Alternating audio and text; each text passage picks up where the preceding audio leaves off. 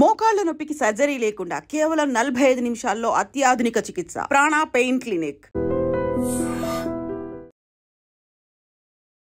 తెలంగాణలో కాంగ్రెస్ పార్టీలో రాష్ట్ర వ్యవహారాల ఇన్ఛార్జ్ దీపాదాస్ మున్షి ప్రభుత్వంలో కూడా జోక్యం చేసుకుంటోంది. ప్రభుత్వ పెద్దలు అసహనానికి గురవుతున్నారు, ఏఐసిసికి ఫిర్యాదు చేశారనే వార్తలు వస్తున్నాయి.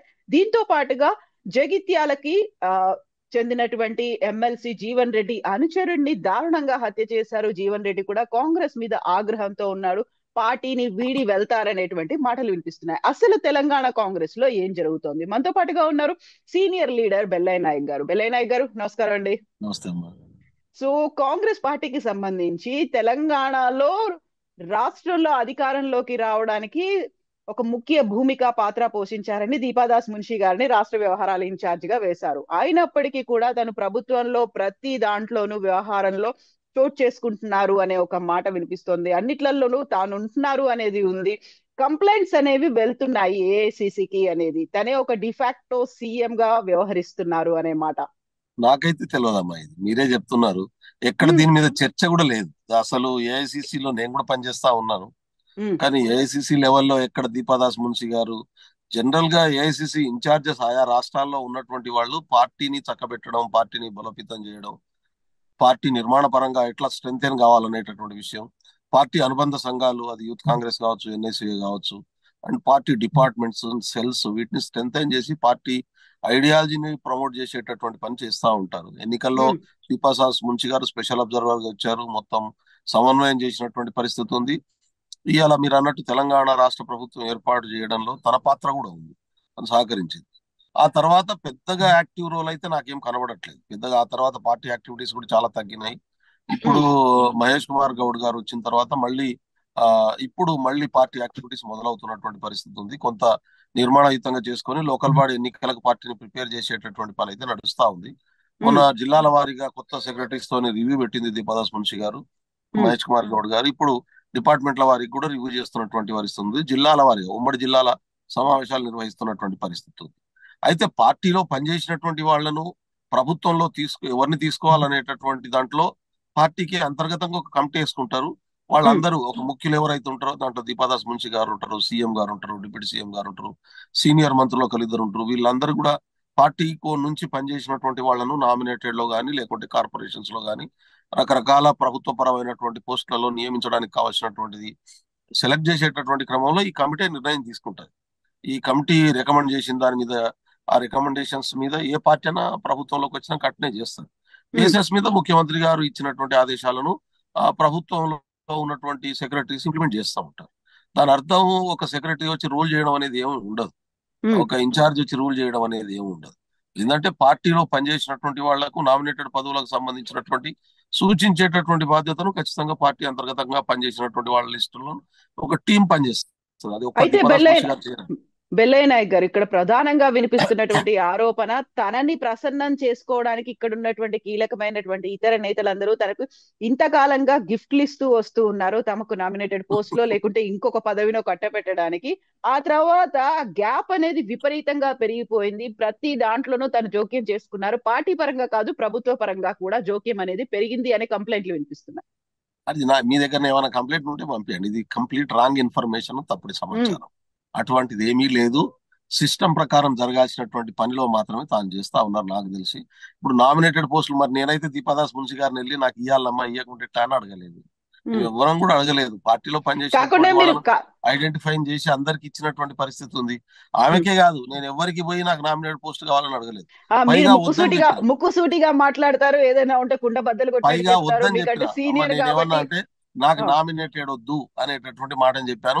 పార్టీ కోసం నేనేం పని చేయగలను ఆ పని ఉపయోగించుకోండి, నేను పార్టీ కోసం పనిచేయడానికి సిద్ధంగా ఉన్నానని చెప్పాను. నాకు 2-3 పెద్ద నాయకులు అడిగితే కూడా I'm not interested for nominated, నాకు పార్టీ బాధ్యతలు అప్పచెప్పండి, నాకు ఉన్నటువంటి బాధ్యతలు చాలా కాలంగా చేస్తున్నాను కాబట్టి ఈ బాధ్యతల్ని మార్చండి అనేటటువంటి మాట కూడా చెప్పాను నేను.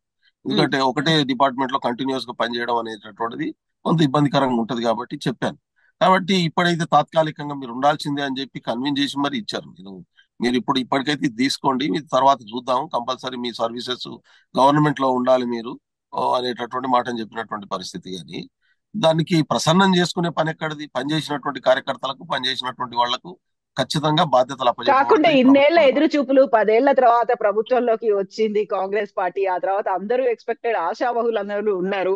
మీరైతే ఇక్కడ తెలంగాణలో ఏం జరుగుతుందో తెలియకపోవచ్చు. మీకు మహారాష్ట్ర ఇన్ఛార్జ్ ఒక బాధ్యతలు ఇచ్చారు, పార్లమెంట్ నియోజకవర్గం ఇచ్చారు కాబట్టి అక్కడ తిరుగుతున్నారు కాబట్టి ఇక్కడ కంప్లైంట్స్, ఇక్కడ ఏం జరుగుతుంది, ఆందోళనలు, అలకలు తెలియకపోవచ్చు కదా.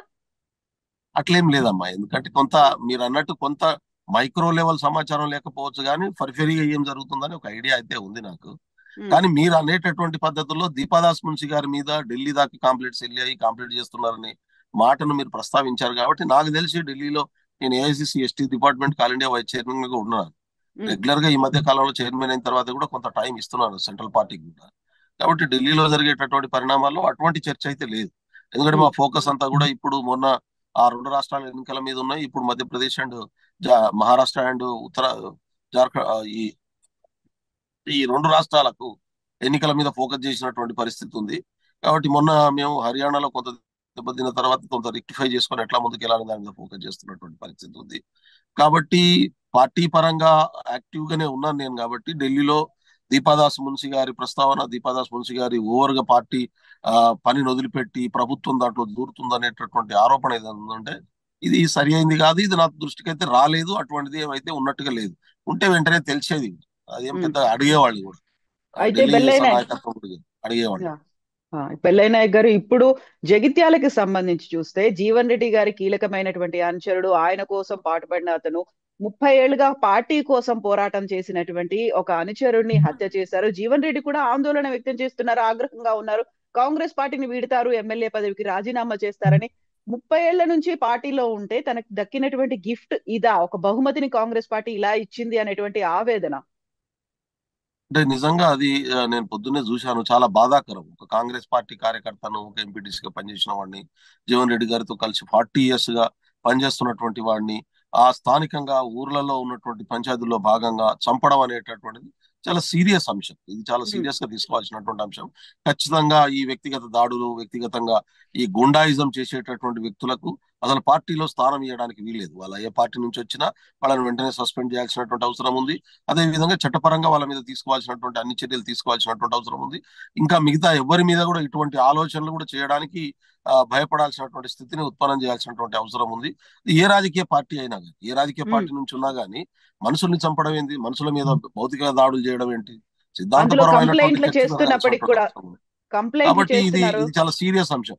ఈ జీవన్ రెడ్డి గారు చాలా సీనియర్ నాయకుడు. మీరు అన్నట్టుగా 40 సంవత్సరాల నుంచి కాంగ్రెస్ పార్టీ కోసం కమిటెడ్ గా పనిచేస్తున్నటువంటి నాయకుడు. ఆయన బాధపడేటటువంటి పరిస్థితి రావడం అనేటటువంటిది నిజంగా కూడా చాలా బాధాకరం. కాబట్టి నిజంగానే ఆయనతో కలిసి జీవించినటువంటి వ్యక్తిని చంపడం అనేటటువంటిది ఎవరికి కూడా జీర్ణం కాదు. మనతోని కలిసి నడుస్తున్నటువంటి వాళ్ళు, మన పక్కన ఉన్నటువంటి వాళ్ళు, మనతో కలిసి పనిచేస్తున్నటువంటి వాళ్ళ మీద దాడి జరిగితే మనం కూడా తట్టుకోలేదు. కాబట్టి జీవన్ రెడ్డి గారి రియాక్షన్ సహజమైంది. ఆయన కోపంలో కూడా న్యాయం ఉంది. ఆయన ఆగ్రహంలో కూడా న్యాయం ఉంది అనుకుంటున్నాను నేను. కాబట్టి దాన్ని వెంటనే ప్రభుత్వం స్పందించాలి. మా పార్టీ అధ్యక్షుడు ఇప్పటికే మహేష్ కుమార్ గౌడ్ గారు జీవన్ రెడ్డి గారితో మాట్లాడినట్టుగా నేను విన్నాను. ఆ సమస్యను పరిష్కరించడం కోసం ఇవి రిపీట్ కాకుండా చర్య తీసుకోవాల్సినటువంటి బాధ్యత ప్రభుత్వం మీద ఉంది. ఇటువంటి హత్యా రాజకీయాలకు పాల్పడేటటువంటి వాళ్లకు కాంగ్రెస్ పార్టీలో స్థానం లేదు అనేటటువంటి మెసేజ్ ను గట్టిగా పంపించాల్సినటువంటి బాధ్యత ఇలా మా పిసిసి అధ్యక్షుల మీద ఉంది. ఎవరన్నా హత్యా రాజకీయాలకు పాల్పడితే గ్రాంటెడ్ గా కాంగ్రెస్ పార్టీలో మేము కొనసాగుతాం అనేటటువంటి ఇది రాకుండా వాళ్ళను కంప్లీట్ గా శాశ్వతంగా ఇటువంటి మళ్ళీ పార్టీలో ప్రవేశించకుండా చేయాల్సినటువంటి అవసరం ఉంది. ఇంకా రాజకీయంగా కూడా ఎక్కడ పనికి రాకుండా పోతాం అనే భయాన్ని సృష్టించాల్సినటువంటి అవసరం ఉంది, అది పార్టీ పరంగా. అదేవిధంగా ప్రభుత్వ పరంగా దాడులు చేసినటువంటి వాళ్ళను వదిలిపెట్టడమో, లేకుంటే బలహీనపరచడమో, లేకుంటే ఆ జీవన్ రెడ్డి గారి లాంటి వాళ్ళని నమ్మకం కోల్పోయేటటువంటి స్థితి రాకుండా ఒక కాన్ఫిడెన్స్ బిల్డ్ చేయడము, చట్ట ప్రకారం అన్ని చర్యలు జరుగుతాయనే విశ్వాసాన్ని కల్పించడం అనేటటువంటిది కూడా చాలా అవసరం. ఇది ఎందుకంటే జీవన్ రెడ్డి గారి సమస్య కాదు, ఇది రాష్ట్ర వ్యాప్తంగా. రేపు జీవన్ రెడ్డి గారు మాట్లాడుతున్నారంటే దాని ఇంపాక్ట్ మొత్తం కాంగ్రెస్ పార్టీ కార్యకర్తల మీద ఉంటది. ఒక రకమైనటువంటి భయాందోళనకు కార్యకర్తలు కూడా పోయేటటువంటి ప్రమాదం ఉంటుంది. కాబట్టి వాళ్ళందరికీ కూడా ఈ భయం నుంచి తొలగించాల్సినటువంటి బాధ్యత మా మీద ఉంది, మా ప్రభుత్వం మీద ఉంది, మా గౌరవ ముఖ్యమంత్రి గారి మీద ఉంది, మా కేబినెట్ మీద ఉంది. కాబట్టి ముఖ్యమంత్రి గారు వెంటనే రియాక్టర్ అవుతారు అనుకుంటున్నాను నేను. ఖచ్చితంగా మాట్లాడి జీవన్ రెడ్డి గారితో కూడా మాట్లాడి, ఇంకోటి నిన్న శ్రీధర్ బాబు గారిని కూడా అక్కడికి ఈ బాధ్యతను అప్పచెప్పినట్టు, తనతో మాట్లాడేటటువంటి బాధ్యతను అప్పచెప్పినట్టుగా విన్నాను. సీనియర్ మంత్రి శ్రీధర్ బాబు గారు, ఆయన కూడా మాట్లాడి గతంలో కూడా ఇటువంటి సమస్య వచ్చినప్పుడు ప్రస్తావించి ఆయన వెళ్లి పరిష్కరించే ప్రయత్నం చేశాడు. ఖచ్చితంగా జీవన్ రెడ్డి గారితో శ్రీధర్ బాబు గారు మాట్లాడి ఇష్యూని రిజాల్వ్ చేస్తారు. ఒక విశ్వాసాన్ని ప్రభుత్వ పరంగా కానీ పార్టీ పరంగా కానీ ఇటు క్యాడర్ కు కానీ తెలంగాణ సమాజానికి కానీ ఇటువంటి హత్యా రాజకీయాలకు స్థానం లేదు అనేటటువంటి ఒక స్పష్టమైనటువంటి మెసేజ్ ను మా ప్రభుత్వం పంపిస్తుంది. వెయిట్ చేయండి, ఖచ్చితంగా ఆ మెసేజ్ వస్తుంది. ఎగ్జాక్ట్లీ బెల్లయ్య నాయక్ గారు, ముందు నుంచి కూడా ఆయన సీనియర్ లీడర్ అయితే అనుకున్నటువంటి పదవులు రాలేదు. ఈసారి ప్రభుత్వం ఏర్పడిన తర్వాత ఆయన్ని మంత్రివర్గంలోకి తీసుకుంటారనుకున్నారు. అలా ఒక రకంగా ఆయన ఆలోచనలో పడేసేలా చేసింది అనేది, దాంతో పాటుగా నిన్న జరిగినటువంటి ఇన్సిడెంట్, ఈ రెండింటితో ఆయన కొంచెం ఆగ్రహంగా ఉన్నాడు. కాంగ్రెస్ పార్టీకి దూరం అవుతారు అనేటువంటి వార్తలు వినిపిస్తున్నాయి. అంటే నేను మీరు చెప్పేటటువంటి పొలిటికల్ కోణం దీంట్లో ఉందని అనుకోవట్లేదు. ఎందుకంటే ఆయన చాలా ఎమోషనల్ అయ్యాడు. నిజంగా కూడా అవుతాం, ఆయనే కాదు మీరైనా నేనైనా ఎమోషనల్ అవుతాం. మనతోనే ఒక 40 సంవత్సరాలుగా సుదీర్ఘ ప్రయాణం కలిసి పనిచేసినటువంటి వ్యక్తి గతంలోనే ఈయన మీద దాడి చేసేటటువంటి అవకాశం ఉందని చెప్పి కాంప్లైంట్ ఇచ్చిన తర్వాత కూడా పోలీసులు రియాక్ట్ కాకుండా ఆయనకు రక్షణ కల్పించకపోవడం వల్ల దాడి జరిగిందనే భావన ఉన్నప్పుడు ఖచ్చితంగా ఒక ఎమోషనల్ గా రియాక్ట్ అయ్యేటటువంటి పరిస్థితి ఉంటది. జీవన్ రెడ్డి గారు అట్నే రియాక్ట్ అయ్యారు. అది సహజమైనటువంటి ప్రక్రియ, మనిషిగా పుట్టినటువంటి ఎవరికన్నా ఉండేటటువంటి విషయం అని నేను భావిస్తా ఉన్నాను. రెండు ముఖ్యమైనది ఏంటంటే ఆయనకు మంత్రి పదవి రాలేదనో లేకుంటే ఇస్తామని ఇయ్యలేదనో ఇంకోటి పదవి ఇస్తామని చెప్పి ఆశించి పనిచేసేటటువంటి రకం వ్యక్తి కాదు జీవన్ రెడ్డి గారు. ఆయన ఏ రోజు కూడా పదవుల కోసమో ఇంకోటి పార్టీ ఇంకోటో దానికోసమో వెంపర్లాడలేదు. తనకి ఏ బాధ్యత అప్పచెప్తే సిన్సియర్ గా పనిచేసేటటువంటి వ్యక్తి, కమిట్మెంట్ ఉన్నటువంటి వ్యక్తి, ప్రజల పట్ల అసలు నాయకత్వం అంటే ప్రజలకు సేవ చేయడం అనే భావన ఉన్నటువంటి వ్యక్తి. దాంట్లో రాజకీయాలకు అతీతంగా ఎన్ని రాజకీయ సిద్ధాంతం కలిగిన వాళ్ళు అన్నా కానీ మొత్తం కరీంనగర్ జిల్లాలో ఉమ్మడి ఆంధ్రప్రదేశ్ లో కూడా జీవన్ రెడ్డి గారి గురించి తెలిసినటువంటి ప్రతి ఒక్కరూ అంగీకరించేటటువంటి విషయం. కాబట్టి జీవన్ రెడ్డి గారు దీన్ని అడ్డం పెట్టుకొని ఏదో పదవులు ఆశించడమో లేకుంటే ఎమోషనల్ కావడమో చేస్తాడని నేను అనుకో. ఆయనకు రామరెడ్డి గారితో ఉన్నటువంటి వ్యక్తిగతమైనటువంటి సంబంధం, తన కళ్ళ ముందే జరిగినటువంటి నా హత్య వల్ల ఆయన రియాక్ట్ అయినని నేను భావిస్తా ఉన్నాను. దీంట్లో రాజకీయ కూడా ఉందని నేను అనుకోవట్లేదు. అయితే బెల్లయ్య నాయక్ గారు, ఇప్పుడు కాంగ్రెస్ పార్టీకి సంబంధించి ముందు నుంచి అంతర్గత ప్రజాస్వామ్యం చాలా ఎక్కువ ఉంటుంది అనేది ఒక మాట ఉంది. ఇప్పుడు వినిపిస్తున్నటువంటి అలకలు, ఆందోళనలు, ఆగ్రహాలు వీటన్నిటిని ఎలా చూస్తున్నారు? సద్దుమణిగిపోతాయా ఇవన్నీ కూడా? ఎవరు దీన్ని జాగ్రత్తగా చూడాల్సినటువంటి అవసరం ఉంది? ఎస్, ఖచ్చితంగా ఇప్పుడు జరిగినటువంటి ఈ సంఘటన ద్వారా వచ్చినటువంటి రియాక్షన్ ఏదైతే ఉందో దాని నుంచి బాధ నుంచి జీవన్ రెడ్డి గారు మాట్లాడుతున్నటువంటి సందర్భంలో ఆయనను ఓదార్చి ఆయనను నమ్మకాన్ని కల్పించేటటువంటి పద్ధతుల్లో బాధ్యత తీసుకునే పని మా పార్టీ చేస్తుంది, పార్టీ నాయకత్వం చేస్తుంది. ఆల్రెడీ గారు మా పిసిసి అధ్యక్షులు మహేష్ కుమార్ గౌడ్ గారు అదే పనిలో ఉన్నాడు. ఆయన మాట్లాడారు. జీవన్ రెడ్డి గారిని కలవాల్సిందిగా నిన్న అడ్డూరు లక్ష్మణ్ రెడ్డి తనతో పాటు నిలబడ్డటువంటి పరిస్థితి. అదేవిధంగా శ్రీధర్ బాబు గారు కూడా మాట్లాడి ఈ ఇష్యూను క్లోజ్ చేస్తాం.